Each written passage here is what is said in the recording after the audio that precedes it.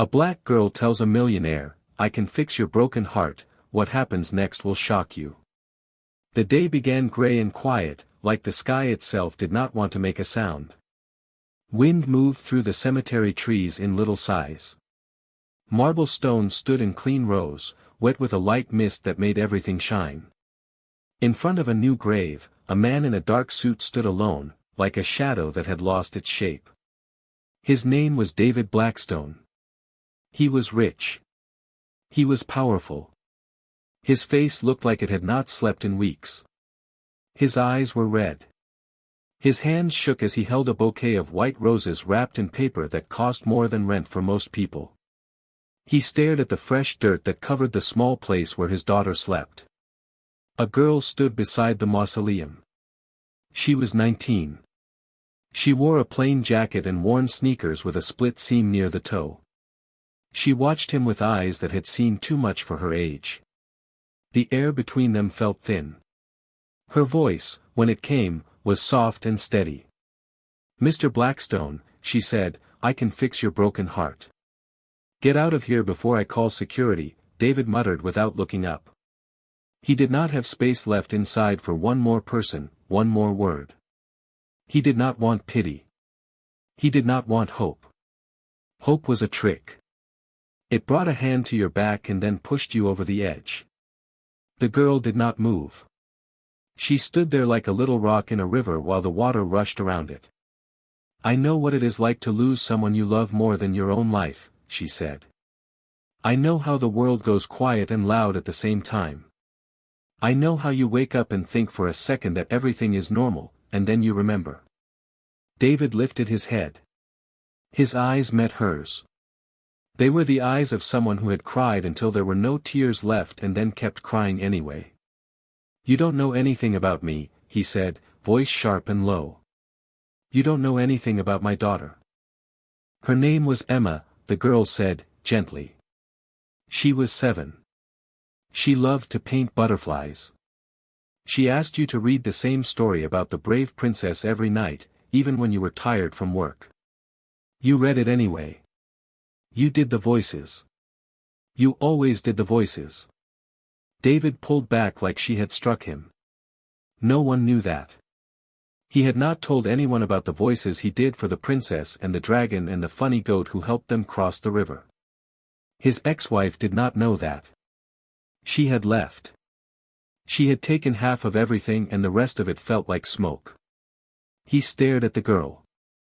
"Who are you?" he asked. "How dare you talk about her?" The girl stepped closer. "My name is Kesha Washington," she said. Her voice did not shake. She reached into her pocket and took out a small folded paper, soft from being touched many times. "I work at the hospital where Emma spent her last days," she said. "She asked me to give you this when the time was right." David took the paper with fingers that would not stop trembling. He opened it. His breath caught. It was a drawing of a big pink butterfly with messy wings and a smile, the kind of smile only a child can draw. He turned it over. In unsteady letters, he saw, "Daddy, don't be sad forever. I want you to be happy again." The letters were crooked. The T's had little hats. It was her. It was his girl. He pressed the paper to his chest. The world went quiet. He did not cry loud. He folded in on himself like someone had pulled a string inside him and everything came down tight. "You don't understand," he whispered. "I destroyed everything. I chose work. I missed things I should not have missed. I was on a call that night." "I was on a call," he said, and he hated the word like a bad taste, "and I should have been home. I should have been driving. She died because of me." The guilt sounded like glass in his throat. He swallowed anyway. Kesha watched him fall and did not look away. She had the eyes of someone who had watched many people fall and had learned when to hold and when to wait. "Mr. Blackstone," she said, soft but steady. "I can help. I can mend what is broken, but I cannot do it with lies. We must find the truth first. You think you killed your daughter with your choices. You did not. Someone else did that. And that person is still living like nothing happened. David's head came up. His eyes searched her face. They were the eyes of a man who wanted to find a lie and could not. What do you mean? He asked. The driver was drunk. A young man. A construction worker. He hit her car. He took her away from me. And who paid his bail? Kesha asked. Who paid his lawyers? Who made sure he got only 2 years? Who threw a party on a yacht the night she died? Do you know any of that? David blinked. Silence held for 3 long breaths. He had not asked those questions. He had only asked one question for months: why? Why her? Why me? Why now? Why until the word had no meaning. He had not asked who helped the driver. He had not asked who brought the alcohol, who handed over the keys, who smiled and said it would be fun. Shame curled in his chest. Anger warmed under it like a coal. Kesha slid a little stack of photos from her coat. She held them with clean fingers, careful. She handed them to him like they were dangerous. In the first photo, a young man stood on a dock in the dark, half hauling himself off a yacht. His eyes were glassy. His mouth was loose. He was holding a bottle with the label half torn.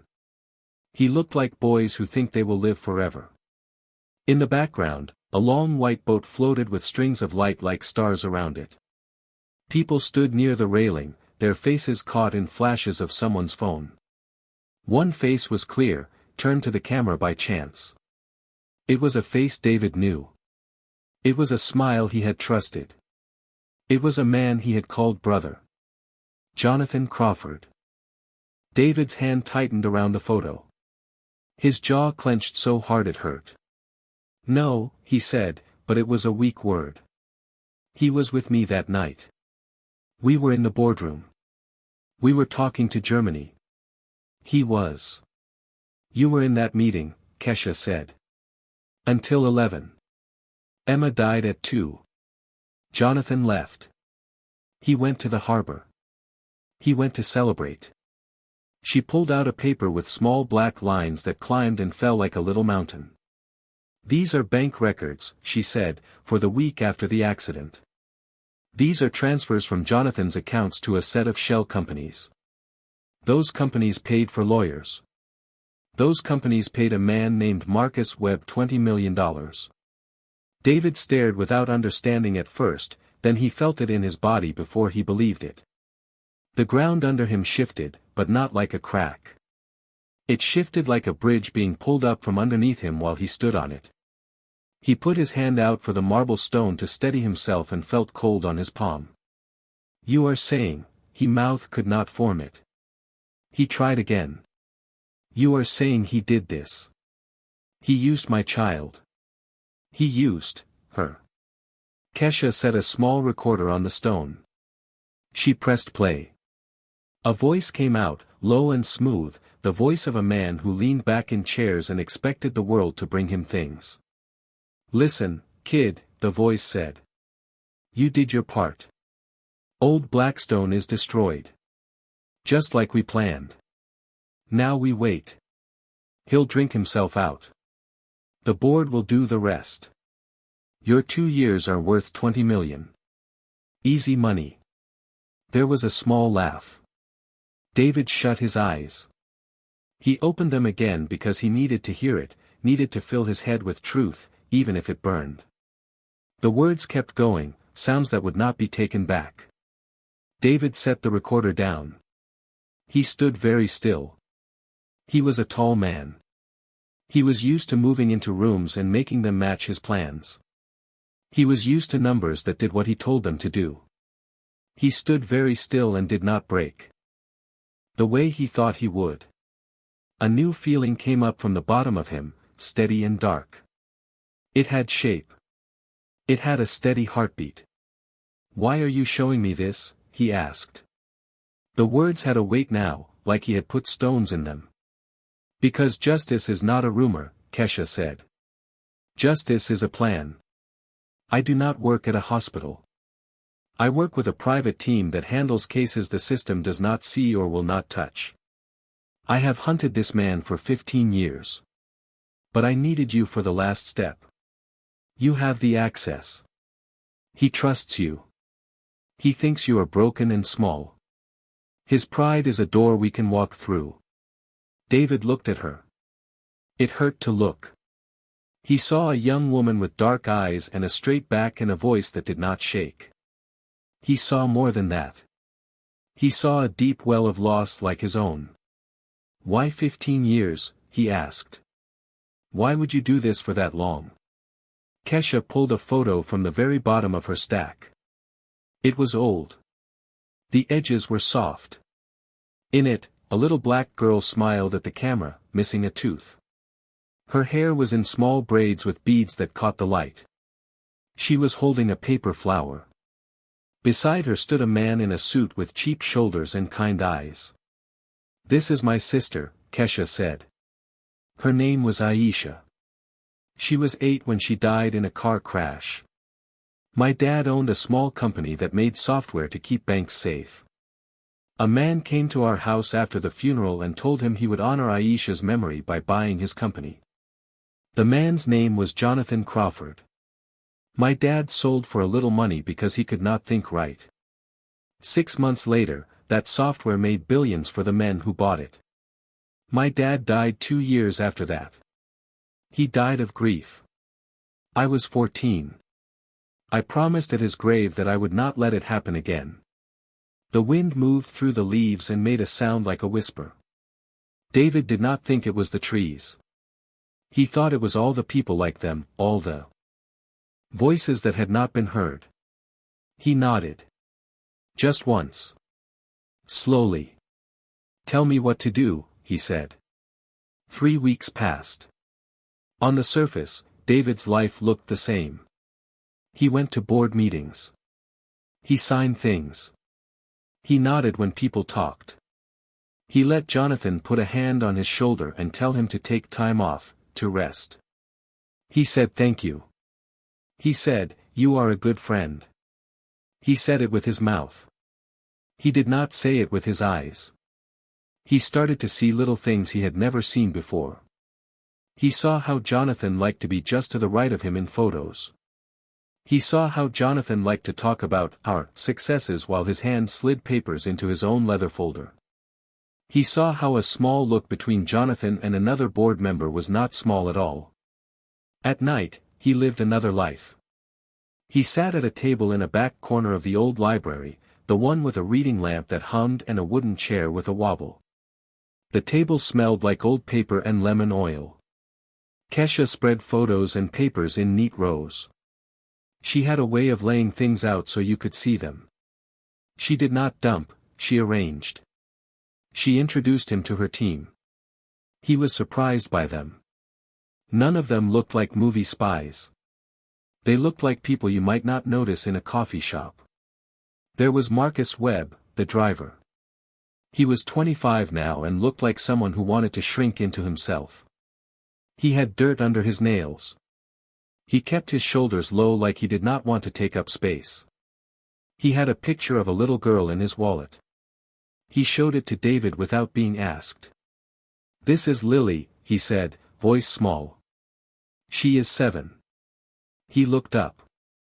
I am sorry, he said. He said it like he would say it until he died. He had come to Kesha after prison. He had brought everything he knew. He had given the recordings. He had given names. He had cried 3 times and then swallowed it. Guilt had eaten him. There was Dr. Rebecca Martinez, a forensic auditor. She had dark hair pulled back and eyes that could look through a spreadsheet like it was glass. She had lost her son 3 years before when a bad batch of food had taken him. The batch had been traced to a chain owned by one of Jonathan's partners. She spoke quietly. She made lists. She had maps on her phone with dots that showed money flowing from one point to another like a river. There was a journalist named Thomas Kwan. He had tried to tell part of this story 5 years ago. Men with money had ruined him. They had called him a liar. They had found mistakes in his other work and shouted them loud. He had lost his job and his home. He had not lost his stubbornness. He had pictures, emails, notes. He kept them in folders with labels like storm and fire. There was a woman named Sanaa O'Rourke, her mother was from Kenya, her father from Dublin, who ran tech for the team. She fixed broken phones for cash in the back of a bodega for years while learning about networks and encryption at night. She knew how to make a tiny camera look like a screw. She knew how to catch a signal without a sound. Kesha ran the room. She had a kind of quiet that made other people calm. She would touch a paper and say, "Here is where this goes," and everyone would shift and make room. She was not bossy. She was sure.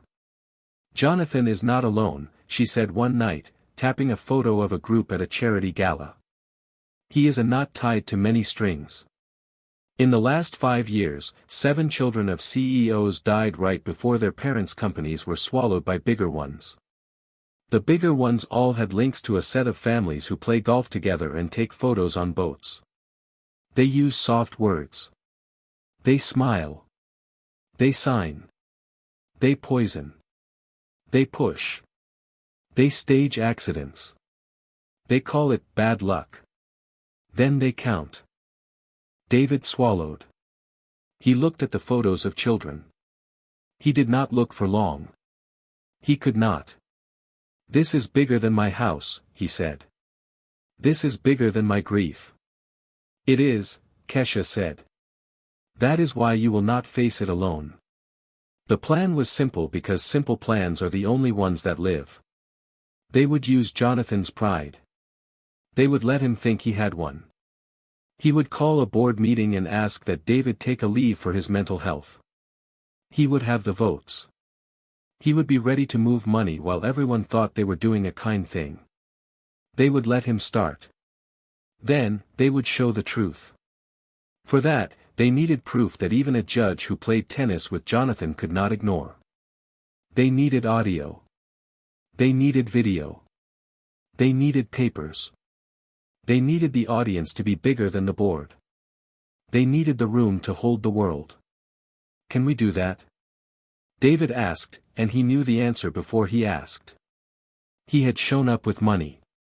He had expected to hand it over and get a result. He realized now money by itself is loud and dumb. It can crush. It cannot always cut. The knife they needed was careful and slow. "We can," Kesha said. "We already are." David started to move in the daylight like a sleepwalker who was suddenly awake. He recorded Jonathan with a small device in his pen. He took photos of secret papers left on desks that should not have been left anywhere. He copied files from a server Jonathan had thought was safe because it sat on a desk behind a smile. He did not rush.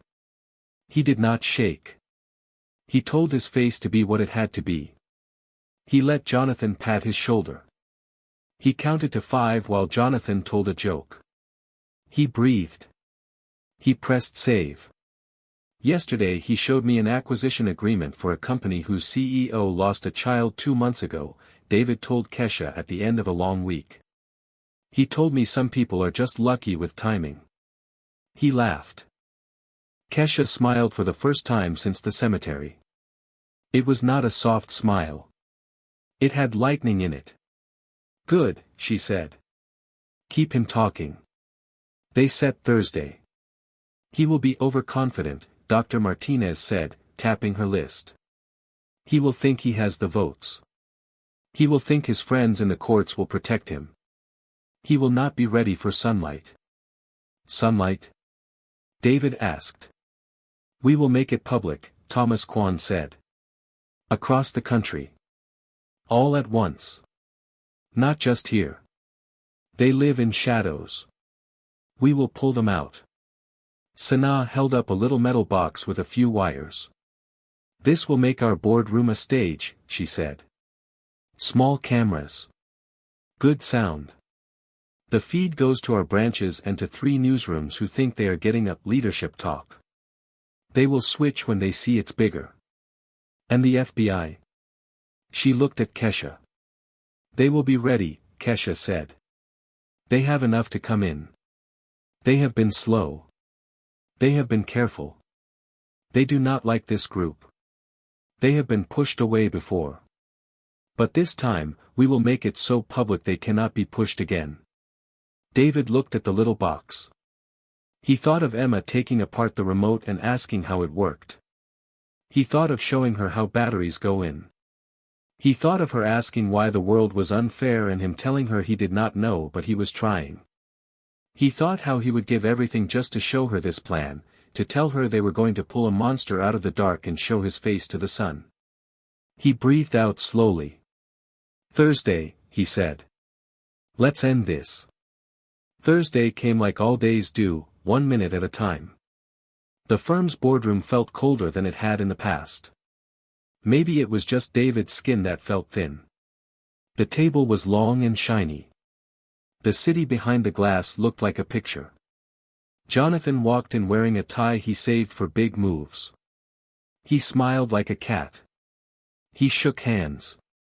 He leaned on the chair back near David and squeezed his shoulder like he was a coach. It's time to take care of yourself, he said, the voice warm as a blanket that hides a knife. David sat and looked at the room.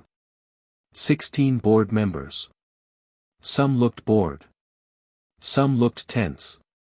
Some looked like actors waiting for their cues. He saw little cameras in the corners. They were quiet and patient. He saw a cable that was not there last week. He did not look at Kesha because she was not there yet. He had to start. Gentlemen, Jonathan said, standing. And ladies, he added, as an afterthought to 2 women at the table. He had the voice of a man who knows how to make words sound like care while they move money from your pocket to his. We all know the situation. We all support David. He is our brother. But grief is heavy. We must protect the company. David stood slowly. I agree, he said. People blinked. He walked to the screen and plugged in a small cable Sanaa had taped under the table with gray tape that matched the metal. We must protect this company from murderers. The first slide was a picture of Emma. She was painting a butterfly. Her mouth was open in a laugh. The board room went quiet. It was the kind of quiet that has pain in it. David stood with his hands at his sides so no one would see them shake. He did not feel like a CEO. He felt like a dad. He said, "This is my daughter. Her name is Emma. She was 7. She is the reason I will not let evil men make $1 more by killing children." He clicked. The photo of Marcus on the dock. The yacht. The smiling man behind him. Jonathan's face was not smiling now. It was pale. It was a little shiny with sweat. He started to stand. David, he said, trying to chuckle. My friend. You are hurt. Don't. Sit, David said. The word was not loud. It was not harsh. It landed like a weight on the table. Jonathan sat. David clicked to the bank statements. Dr. Martinez's work glowed on the screen, clean and precise. Money moved from Jonathan's accounts to Shell companies and then to lawyers and then to a man who had taken a deal. David clicked to audio. Jonathan's voice filled the room. Several people looked down at their hands. One man put his hand over his mouth and closed his eyes. Edited. Jonathan shouted, jumping up. This is edited. It is not, David said. He clicked to a slide that showed the little device in his pen. Here is the record of when I recorded you at lunch when you bragged about it. You talked about drinks on a boat.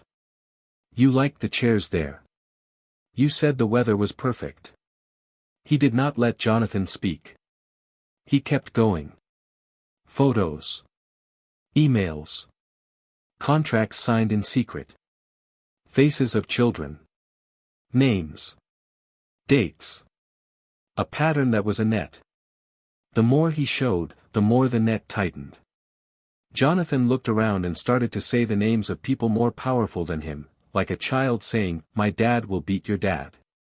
He said, "Senator Williams, and Judge Patterson, and Sheriff Morrison," and laughed a small confused laugh like he thought it would scare them back into their chairs.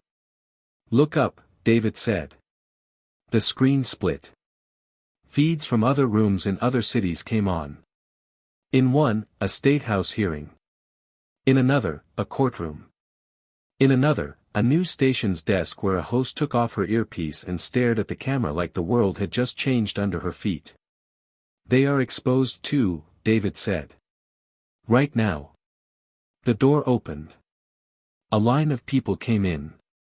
4 wore jackets with the letters FBI on them.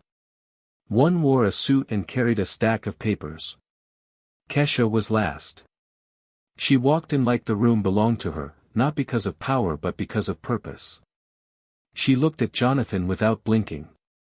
"Jonathan Crawford," the agent said. "You are under arrest." Jonathan's mouth opened. No sound came.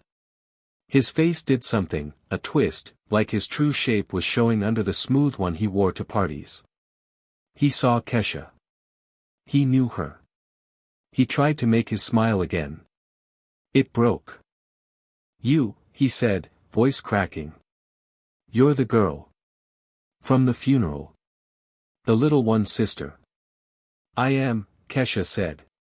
She stood close enough for him to see her eyes. "And I told you, 15 years ago, that I would not forget." They took him away. He said words then. He said names. He said threats. He said he would ruin them. He looked small in the center of men with quiet steps and steady hands. He looked like what he was, a person who had used money to hide his fear and then walked right into it anyway. The room emptied out slowly. Board members left without looking at David. A few came to him and put a hand on his arm and said, "I am sorry," and he could not tell if they meant for Emma or for being cowards. He did not mind. He had operations to run. He had children to protect who were not his but also were. Phase 1, Kesha said, when they were alone. Done. David stood at the window. The city looked different. The colors were the same. The lines were the same. But it looked like a place where something true had happened, and truth leaves a mark. He set his hand on the glass. It was cold.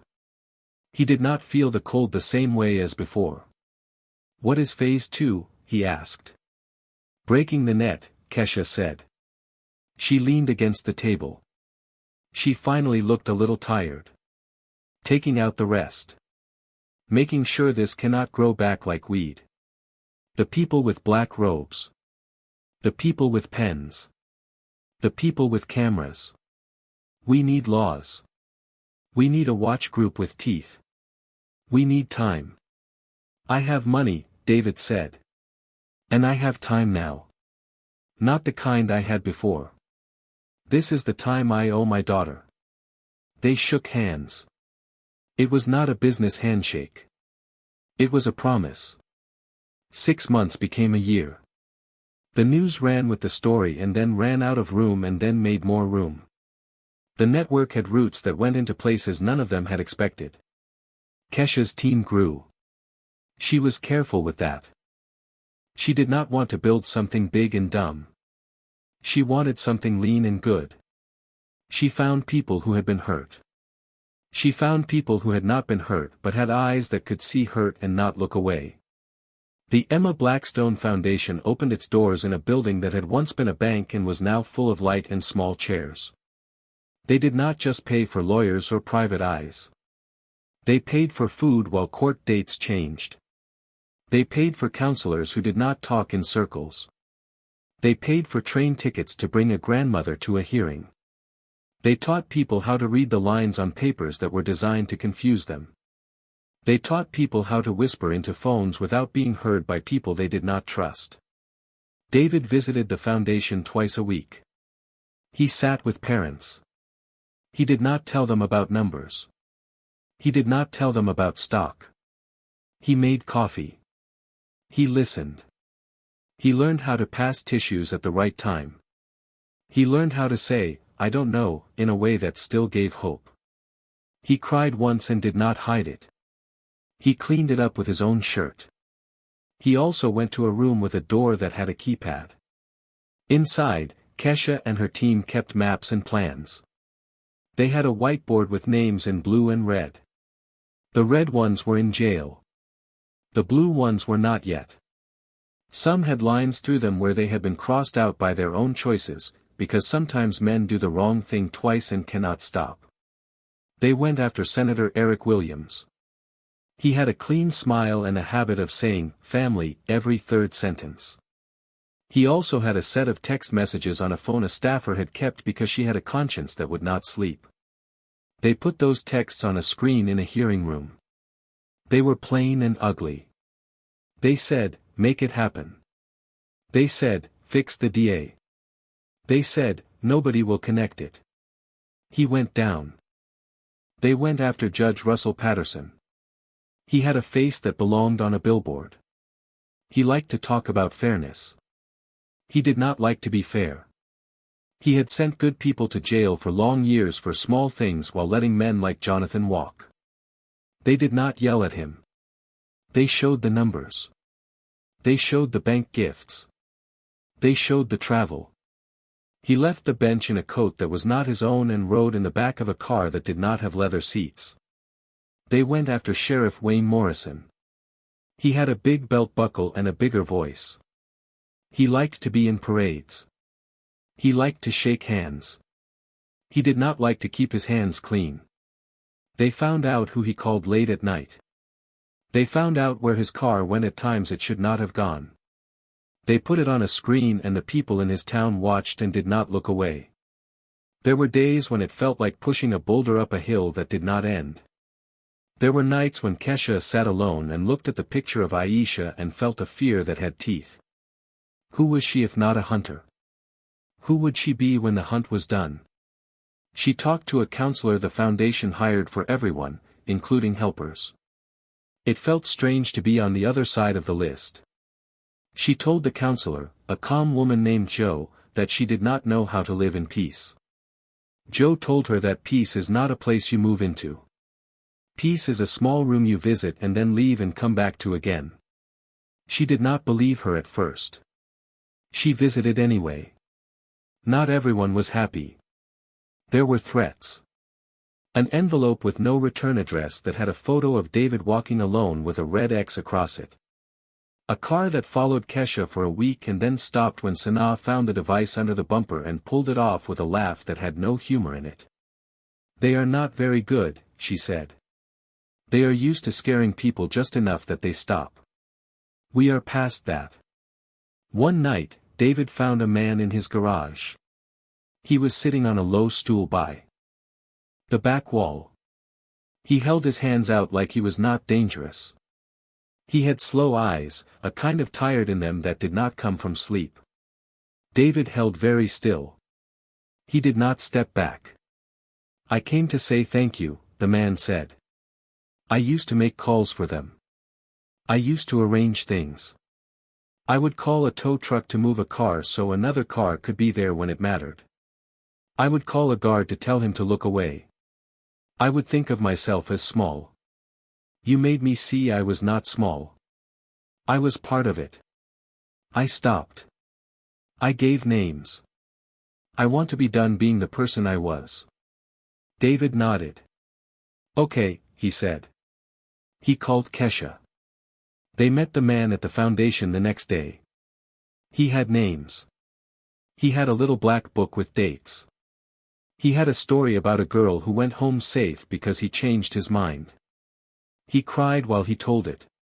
He laughed after, because sometimes the body makes a noise when it cannot make one kind of noise anymore.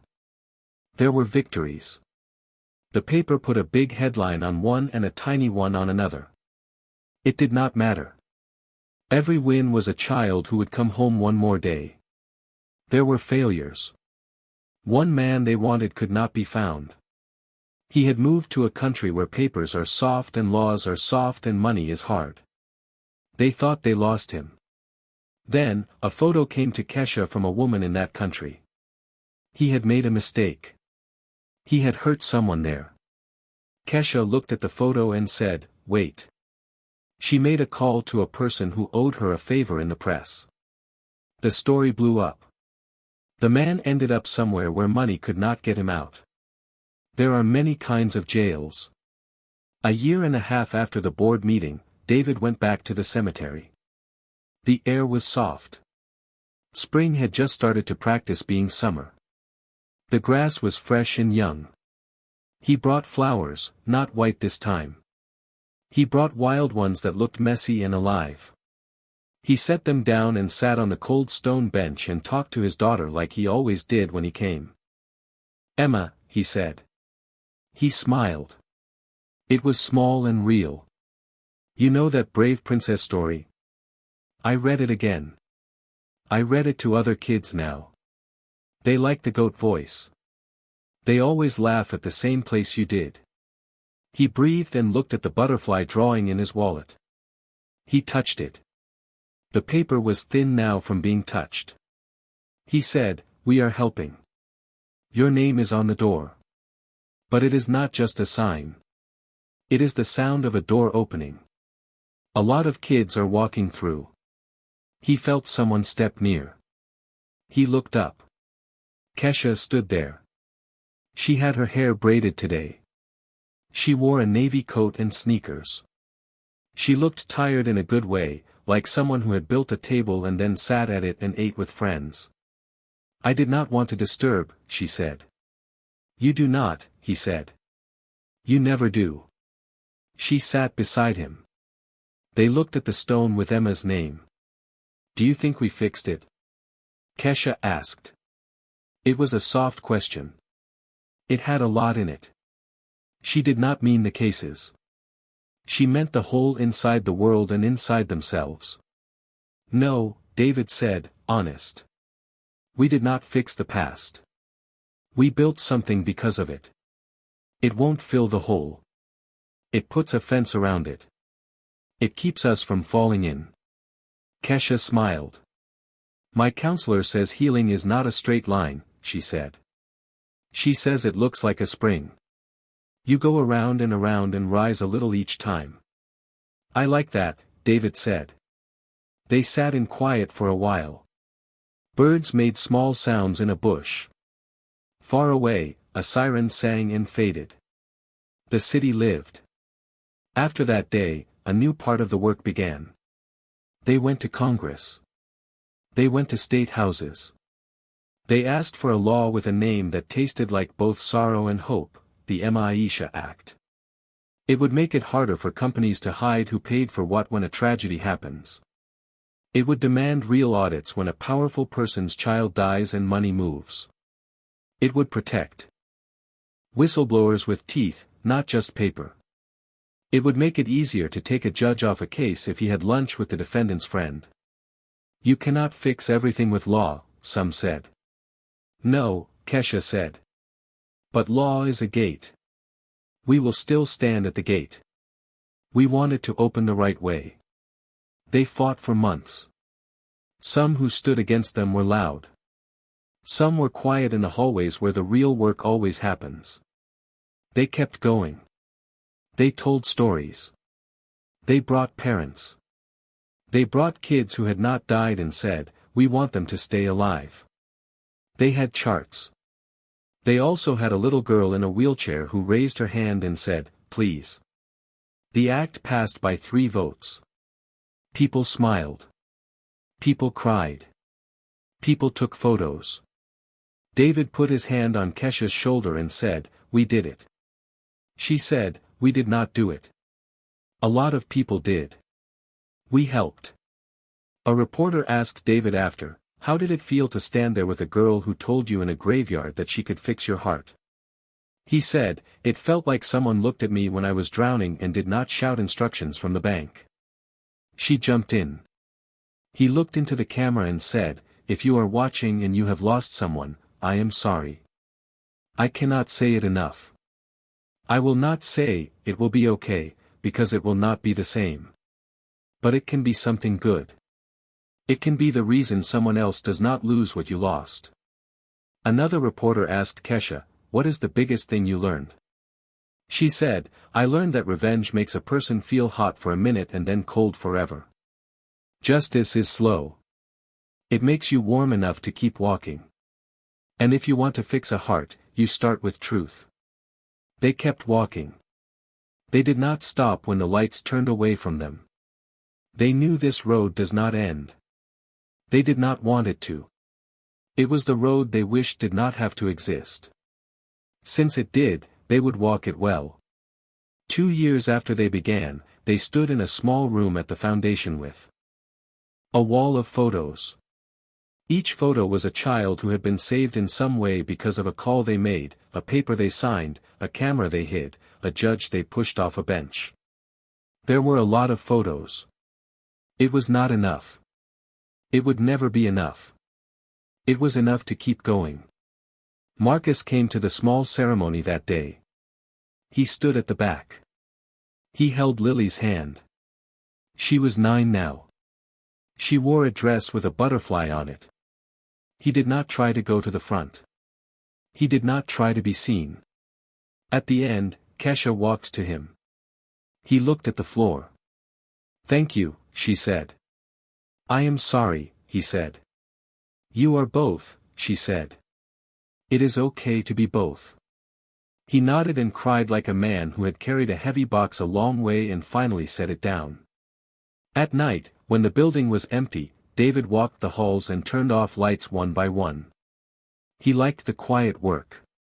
It made him feel like he was part of the place with his hands, not just his name. He stopped at the wall where Emma's drawing hung in a simple frame. It had been scanned and printed and framed with a tiny note that said, "With love." The real one was in his wallet. He touched the glass lightly. "Good night, kid," he said. One morning, he woke before the sun and drove to the harbor. He stood on a dock like the one in the photo. He looked at the water. He threw bread for birds even though the sign said not to. He thought of the night that had broken his life. He thought of the long days after. He thought of the morning he met a girl at a grave who said a sentence that sounded impossible and turned out to be true. He took out his phone and typed a message to Kesha. "Thank you," he wrote, "for seeing me as more than my worst day." She replied after a while. "Thank you," she wrote back, "for seeing me as more than my angriest plan." He laughed. He did not know he could laugh at a dock like this. He went home and cooked eggs and burned the toast and ate it anyway. Years went by. They kept the gate. They added more people who knew how to stand in hard places. They lost some people to their own lives when the work had been too heavy for too long. They stayed friends. They checked in. They learned how to say, "I am not okay," and not be ashamed of it. On the 5th anniversary of the day in the boardroom, they held a small gathering in the library hall where it had all been mapped. The old chair still wobbled. The lamp still hummed. They turned off the other lights and left that lamp on. They took out the first map and set it on the table. They set the last map beside it. The red names were covered in ink. The blue names were fewer. "The work is not done," Kesha said. "It will never be done," Dr. Martinez said. "Good," Sana said. "I like having a job." They laughed. They ate pizza out of a box. They told stories about things that were too hard to talk about then but could be told now like a way to put them down. Later, when the room was empty, Kesha stayed. She took out the old photo of Aisha and set it under the lamp. The beads in her hair flashed under the light. She said, "We did a thing, little one. We did a big thing. How to hold it while it heals. You showed me how to use what's left to build something good. That is better than fixing." They walked on. The wind moved in the leaves. A small girl ran past and looked up at David and smiled for no reason, the way kids do, because they still believe strangers might be kind. He smiled back and felt something light in his chest, like the first time you take off a heavy coat in spring and take a breath and it is easier.